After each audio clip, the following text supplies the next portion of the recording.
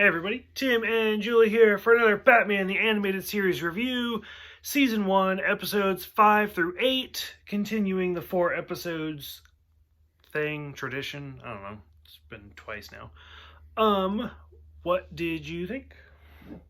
Some of them I liked. I liked the one where they rescued the kids from under the Okay, street. yep. That was my favorite. So I'll go ahead and name them real quick. Episodes 5, 6, 7, and 8. We got Pretty Poison, The Underdwellers, which is what you were talking about, POV, and The Forgotten. So I guess we'll just start from the top, work our way down. Episode 5, Pretty Poison. So we've already watched Batman and Robin. So you've seen that version of the Poison Ivy introduction. Mm-hmm. What did you think about this one? Like her dating Harvey Dent. No, I didn't like her that well. Didn't like the character? Okay. No. Because she poisoned Harvey. Oh, she's a villain. That's what she does. Yeah, well, yeah. But which is funny because later on... Because he was in love with her. Mm-hmm. Which is funny because later on this episode gets brought up. After she becomes Poison Ivy and he's Two-Face and everything, they're like, yeah, we used to date, which is a reference to this one. The Underdwellers, which is the one you were talking about the homeless kids and the sewer king, which kind of shows Batman's soft spot for little kids. POV was kind of an interesting episode. Also kind of, like I've said before, a lot of these episodes, not all of them, the further we go in, we see more, but a lot of these episodes have guest stars. For this little batch, episode 7 POV had the guest stars. Ron Perlman was one of the henchman villains. Great actor. I don't know, everything from Chronicles of Riddick, I think, or Riddick. I don't know, whatever. Let's see, Alien Resurrection. Back in the 90s, he was in Beauty and the Beast with Linda Hamilton, the TV show. Hellboy, obviously. Great actor.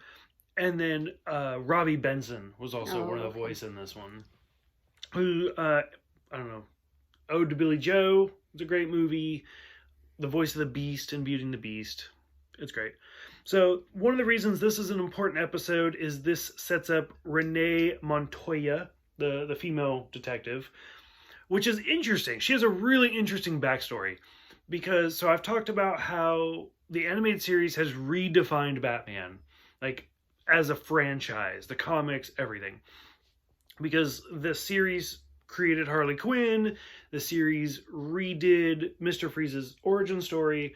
So the series, I think I still have the video clip of, like I said, Bruce Timm was at a Comic-Con, and I have a video clip of him talking about it, where he was talking about how Renee Montoya, they had created the show, it was already into production, and they were like, we have a lot of men in this show. We should probably make a woman. So they created Renee Montoya. But before this episode came out, the comics got wind of it, and they put her in comics. So technically speaking, she came out in the comics before this, but she was created for the animated series first. But it's just kind of interesting because realistically speaking, she's a scapegoat. Because first they were like, we have a lot of men in the show. We should make a female main character. So they made Montoya. Then they were like, we have a lot of white people. Everybody in the show is white. Why don't we mix it up with the ethnicities? So they made Montoya Hispanic. Okay. And literally in the clip I have, everybody starts laughing because at this point, this was literally just a couple years ago. In the comics, Montoya ends up being a lesbian as well. Mm-hmm. So to break every minority, she's a woman, she's Hispanic, she's a lesbian, any sort of minority they could fit her into, they're like, let's do it. And it worked. She's a great character. She ends up becoming her own superhero. She becomes the Question. It's fantastic. So we'll see a lot of Renee Montoya down the road. We'll see her in some of the movies. We'll see her in some live action stuff. Super exciting. I think this is the first episode we've seen Bullock in too. The kind of bigger guy, the big detective. Yeah. Which I've always thought that he was like a dirty cop. Yeah, that's what the impression I got. But it's a kid's show, so they always kind of paint him on the better side of being that. I don't really know. He's in a lot of the comics, and later on, way down the road, there's a TV show called Gotham, and it's all about like Lieutenant Gordon. It's like when Commissioner Gordon like first moves to Gotham, and he's just starting out as a kid. Mm-hmm. And Bullock is one of the main characters in that, so we'll get to see Bullock kind of develop over the years as well. I've never seen that show, by the way. Okay. I just know a little bit about it, so I'm really excited to get to that one as well. So that's the POV episode, and then the last episode we watched, Forgotten. Bruce goes undercover, which Right. we've seen a lot of before. Not so much in 66. It was more in like the old serials. Right. Loses his memory, so he's just like in this like almost slave type situation. Mm-hmm. Gets his memory back and frees everybody. So out of these 4, Poison Ivy is like the only main big villain. Everybody else is like, yeah, it's all just story development. The character in the last one, to me he looked like a fat pig. I think that's And he did. I think that's what they were aiming for. Did was eat and Mm-hmm. eat.